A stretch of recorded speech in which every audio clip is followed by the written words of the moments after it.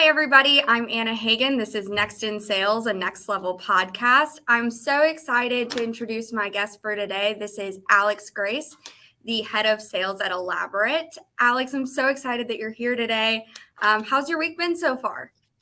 It's been good. I'm in New York and we finally got some snow, in February, which is totally normal. Absolutely.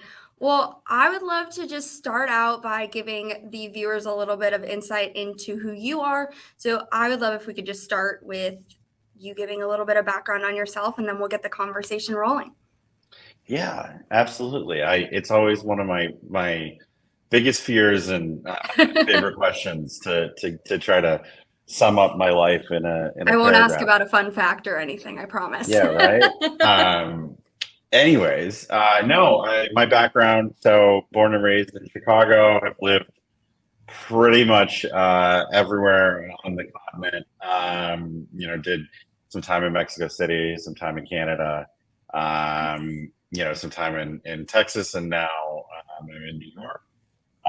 But my career has been one primarily in sales and sales leadership. I started my career in one of those super old school sales gigs with a phone and a list, and it's not because I'm that old, it's the company was that shitty. But no, I mean, always had an knack for leadership and for developing salespeople. That was what I really took a liking to, and as a result, my career has kind of headed down that path, and I've been very fortunate to have leadership roles in many really cool different startups and of different sizes and different industries. And so, yeah, I've worked with some really great people and some really great sales teams and seen some amazing things happen. And hopefully it was because of me and not in spite of me, but you never know.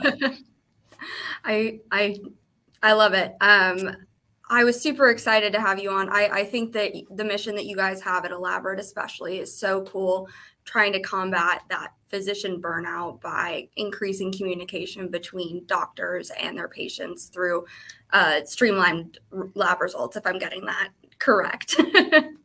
Yeah, absolutely. It is. It's a really cool. It's a really cool mission. We've really the goal is to make healthcare more accessible. That's something that in my career I've been very passionate about. Is making healthcare more accessible, whether it's through delivering lab results to patients, like Elaborate, or it's something like making it easy. It's making it easy to get an appointment with a doctor, Right. and see where, if they take your insurance. I think that one of the biggest problems in healthcare is it is very convoluted and it's not easy to use.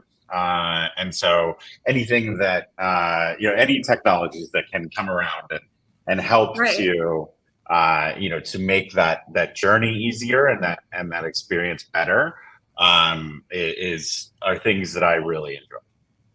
Awesome. Well, that's super exciting. So one of my very first questions for you, obviously you've been in sales for a while and seen a lot of different phases that it's gone through, especially as the digital world has evolved. So what would you say is maybe one thing that you wish that you had known at the beginning of your sales career, and when and how did you learn that lesson? Oh man. I mean, I think that there are a few, for me, Okay. I've learned so many lessons, and still learning them. I think for me, very early on, the thing that I wish I had known is that, nobody on the other end of the phone can hurt you. And as a result, take it and learn what you can from these conversations. You're not trying to sell somebody something they don't need, or trying to sell somebody it's at the end of the day, if they don't want to buy from you, they don't have to. And so treat it like a conversation. and really learn from it. It's the Yeah. whole point of a sales call is to learn, what are the problems on the other end of the phone, and does your product solve them? And sometimes they do, and sometimes they don't, and it's okay if they don't. I've found in my sales career early on that some of the best customers that I had were ones where I said, "Hey, listen, we're not a fit right now, and maybe down the road we will be, and here's why I think we're not." And then it gives you that it gives them that opinion of you as somebody that they're trying to help. Right. And then the other side, on the management side, I would say the biggest lesson that I learned is that people are individuals. I think we've all worked in sales Absolutely. jobs with somebody who has taken their say fill in the blank LinkedIn, Salesforce, whatever sales methodology and sales leadership style, and tried to copy and paste it in a company where it doesn't fit and treat everybody the same way and manage everybody the same way. And the reality is that we're all humans. Right. I've always in my career taken the approach that this is I have somebody for a period of time, hopefully a very long period of time, and it's my job to help develop them and to help make work fun. It should be fun to come into work. I know it's an unpopular thing to say, but if you don't enjoy your job, like, why are you here? Right.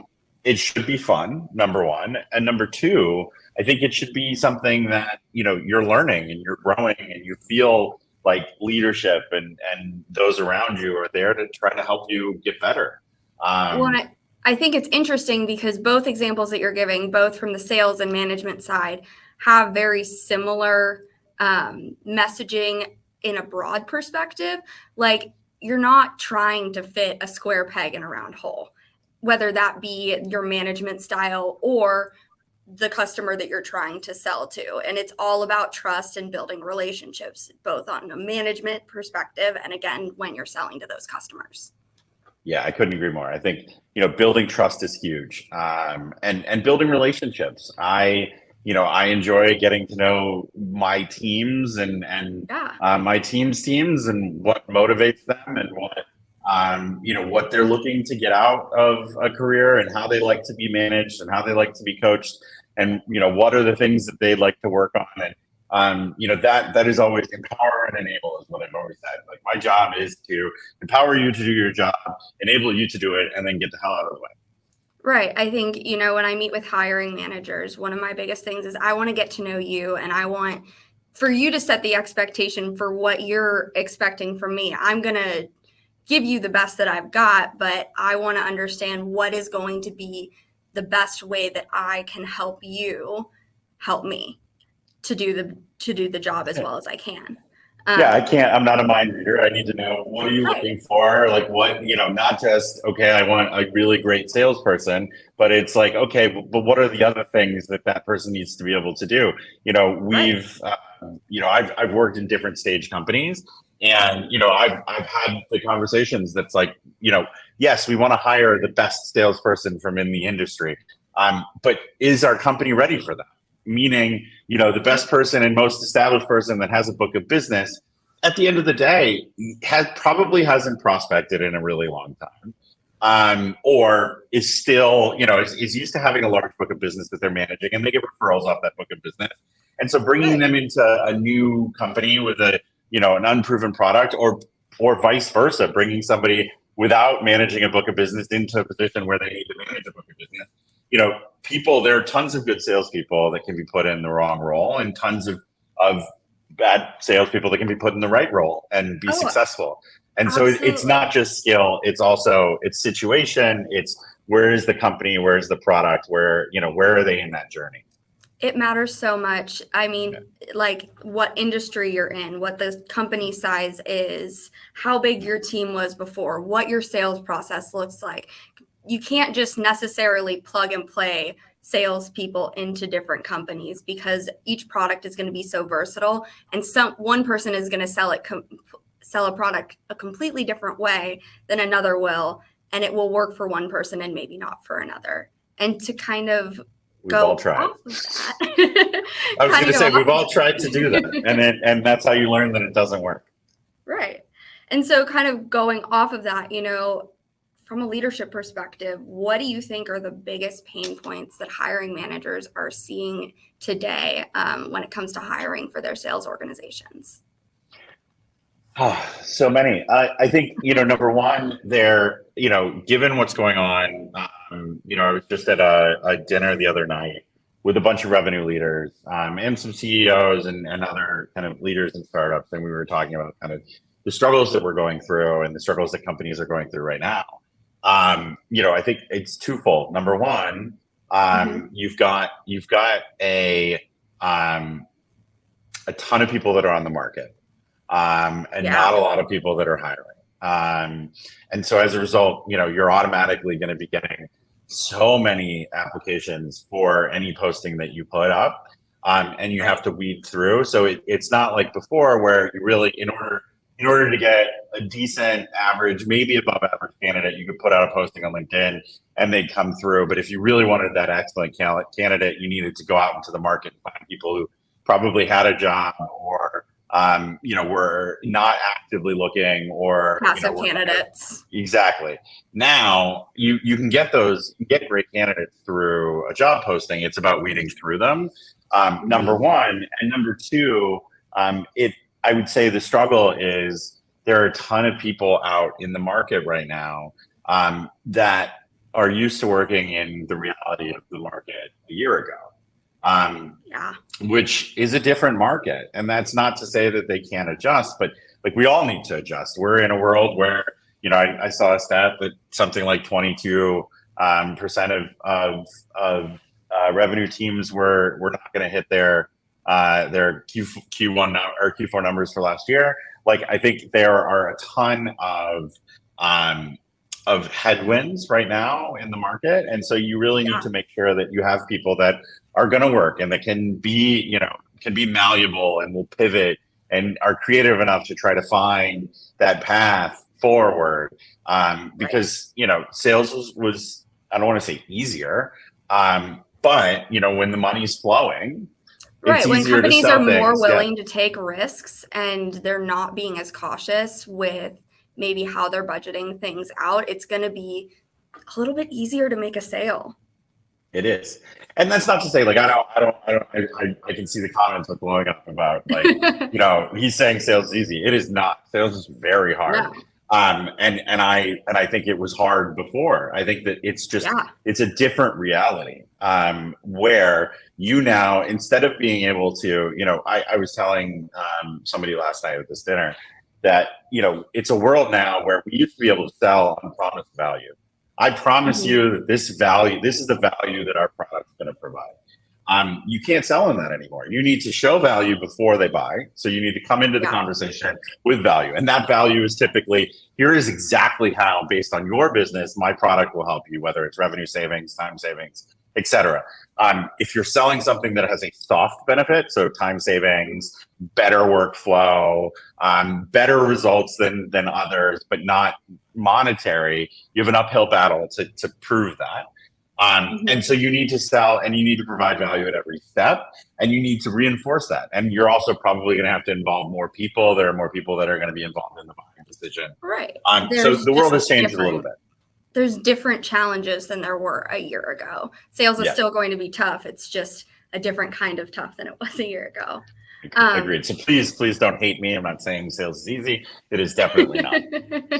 Well, and kind of going back to what you were saying about those hiring manager pain points, I did happen to notice that those are a lot of the pain points that I've seen working with my clients. And I think that, obviously, from my perspective, I think that there's a lot of benefits for working with an agency. In your experience, when does it make sense to work with an agency to support your hiring? I would say in a few instances, and I think those have changed. I think there are some agencies, because there are a lot of agencies out there, and some are better than others. And so in the instance, like in this case, assuming that the agency is a good agency, I think that the times that you want to use them are for speed. If I don't have the time, early stage startup, running at 1,000,000 miles a minute don't necessarily have the time to Read through the resumes. weed through the resumes, to set up phone screens. I need somebody as a partner in the process. I don't have a recruiting department that can handle all of that and basically just drop candidates into my lap. That is always going to be a use case. Passive candidates is definitely a use case. I think that the talent market right now is good enough that they're generally, like, you can find great passive candidates, and there are some out there. There's always been this stigma that I've always kind of battled with as a hirer versus, in my career when I've been on job searches, is like, people want people that are employed, and there's like a negative stigma that goes with people that are not currently employed.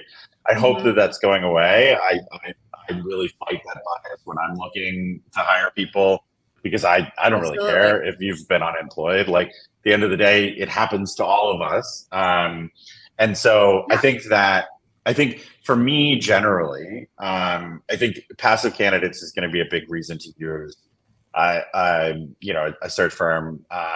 But the other aspect is, if you don't have two things, if you don't know what you need, early stage startups, it's really good to have a thought partner that says, like, you say this is the job and this is the people you want to go after, but we think that you should go after this person, or this profile. And if you don't have a hiring process, it can be good to have a partner to help you stand one up. Absolutely. I've dealt with helping with both of those things, working with early stage startups, and they think that they really want an AE, when in reality, what they really need is an SDR. And we're able to, help them kind of figure that out. And then from the other perspective of, oh my gosh, I completely forgot what your second point was. I'm so sorry. It was that if you don't know your hiring process, you don't know your right. Yeah. Right. So I've worked with a company that has had really long interview processes. I've worked with ones that have had really short interview processes, and have been able to help them see maybe where they could improve on those, because sometimes, it's difficult to build those out and to really understand, like, how do I get the answers that I need to know that this person is going to be a great addition to our team. Yeah, I think I would agree. The other use case that I would use is, like, every once in a while, and I've done this at larger companies when I've been a part of it, you have a hiring process that you've built, and it's good to every once in a while pressure test it and see, as the market is changing, sometimes it's good to use an outside recruiter to come in and really kind of shake things up and say, okay, are we hiring the right? Right. It's a consultant. Are we hiring the right profile? Are we fresh perspective? Are we moving quickly enough? Are we moving too slowly?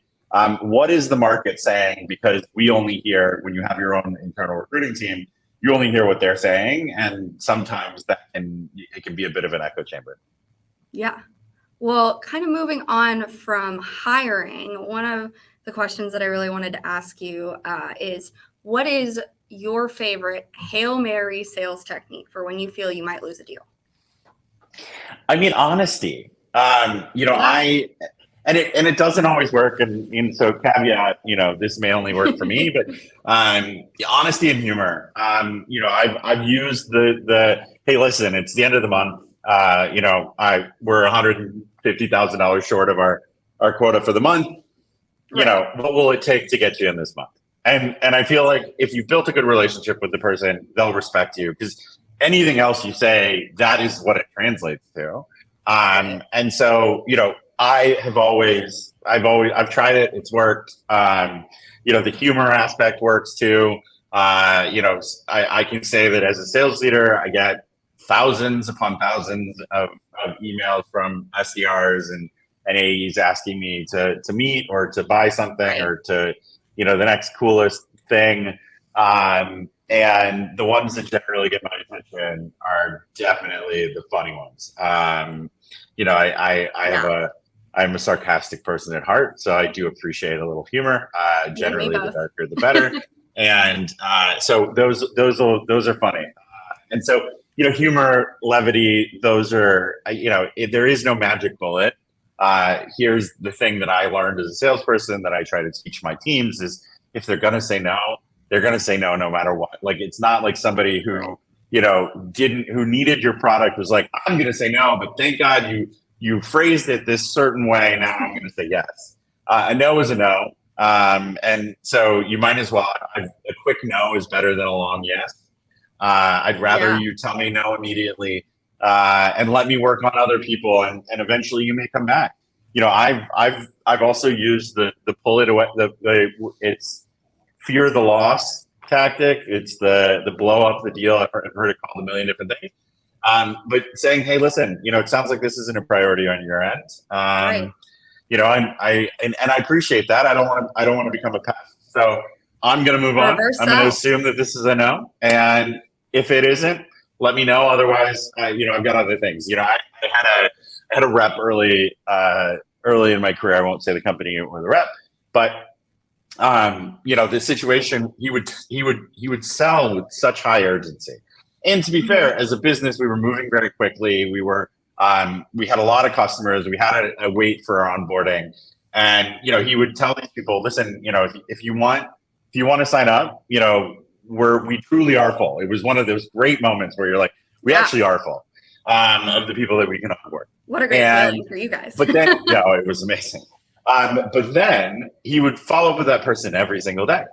And it's like, well, but you've told them that we're busy, then why are you hounding them? If you really are busy, the answer is you call me when you're ready, and I'm going to go work on a million other things that I have to do. So, I think that, believing your own story is key to some of these. I love that line, believing your own story.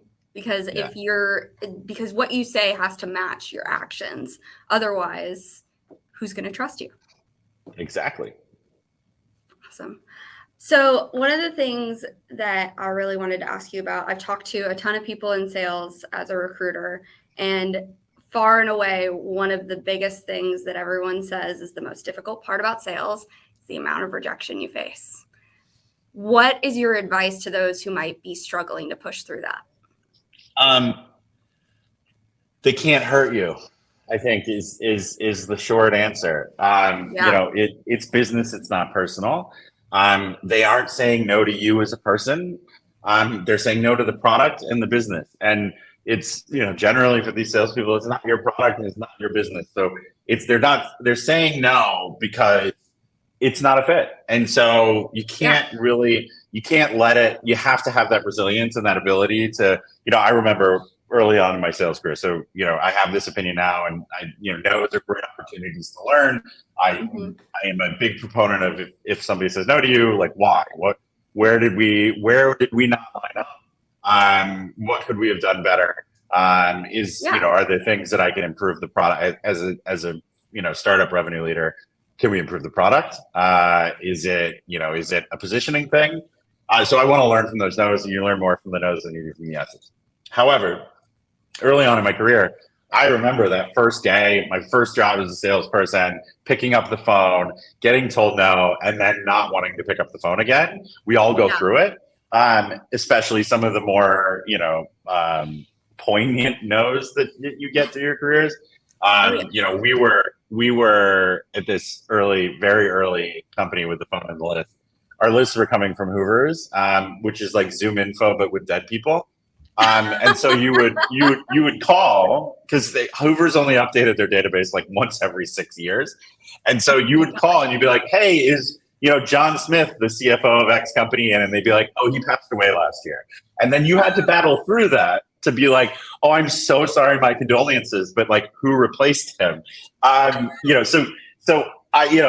couldn't be worse than that. And I think the point is that you just kind of have to have that humor and that fact that like, they said no, which is great because that's one more no that gets me a yes. Yeah. I mean, if you can battle through that, you can probably battle through anything. Yeah. The he passed away is definitely a very good objection. One that's very hard to turn around. Gotta do a quick pivot. Yeah. I mean, it's listen, maybe if he had bought this, he wouldn't be in that situation. That's terrible. You can edit that out. But nonetheless, very true. Awesome. Well, one of my last questions for you is, who do you look up to in the world of sales, and what do you believe makes them so successful? I've been so fortunate to have and to try to surround myself with a lot of smart people, and a lot of very impressive people. Um, Mhm. I think so. I have two answers to that question. Number one is a bit of advice. I suggest that salespeople early in their career should surround themselves with the smartest people in the room, and you should always be surrounding yourself with people that can teach you things and that are Yeah. good at things that you aren't. And there are a few things in that advice that are very key to being a good salesperson. One is being able to know what you're good at. What are your strengths and being able to play to those. Number two, knowing and having the self-reflection to be able to say, here are the things I'm not good at. Yeah. And actively working to improve on those things and seeking out that improvement from people in your peer group, in the company you're working for, reaching out to people on LinkedIn. I do a Yeah. ton of mentoring through Pavilion and some of the other TechCrunch and Mass Challenge with startups, but people reaching out on LinkedIn and saying, "Hey, I'd love to pick your brain." Like I generally don't say no to that. Mhm. Please don't flood my inbox. However, I think it's if you see somebody that's inspiring or somebody that you can learn something from, reach out to them, have a conversation with them, buy them some coffee, pick their brain, learn what you can. We're all here to help each other. Yeah. And then number two, to answer your question, like who impresses me, I have to say, this people that are starting in sales today impress me. And the reason Yeah. I say that is it was so simple when I am not that old, but when I started in sales, it truly was. It was a phone and a list, and you ask Yeah. them a question, you say no. They didn't have the internet. They weren't Googling stuff. You weren't emailing them. They weren't getting hassled by a million people. This was the days of the telemarketers were the worst thing that happened, and they called them at dinner. I was calling them during the Right. day. So, I think there's so many different technologies and tools and insights and AI. We were talking last night about somebody. One of these revenue leaders found out that his rep was writing emails using ChatGPT, and I was like, I don't understand why you're mad about that. Like, if it Right. works, it works. Work And smarter, so not harder. exactly. And so I think going into sales right now is can be so daunting because there's so many things you need to learn tool wise. And Yeah. I've had the benefit of a career to learn them. Having to learn those to be a successful SDR, it's got to be tough. So that impresses me for sure. But yeah, I don't have one in particular. I know it's a bit of a cop out, but No I've had so worries. many. I've been very fortunate to have a ton of great people in my life that I've reached out to through Pavilion and through Bravado and some of the other organizations or groups that I'm part of. Yeah. So I have my fill of mentors, which is fantastic. Yeah. That's awesome. Well, and I love the very first point you made. I mean, like growing up, my dad had always said to me, if you find yourself as the smartest person in the room, find another room. Yeah, you're in the wrong room. It's great Yeah, advice. it But it's is. also it's about I think the self-reflection is something, that Self-awareness can't and having the exactly. humility to be able to, recognize, oh, I need to ask for help in these areas. And Or I I'm need, not strong. I'm not yeah, strong in these areas, and that's okay. Like no one's asking you to be a jack of all trades, and that'll allow you to say, "Here's where I need help." yeah, absolutely. I Well, do. I so appreciate your time and your perspective. Thank you so much for being here today. Again, everybody, this is Next in Sales, the Next Level podcast. And if you liked what Alex or I had to say today, would love if you could like and subscribe. And I hope you all have a wonderful rest of your week.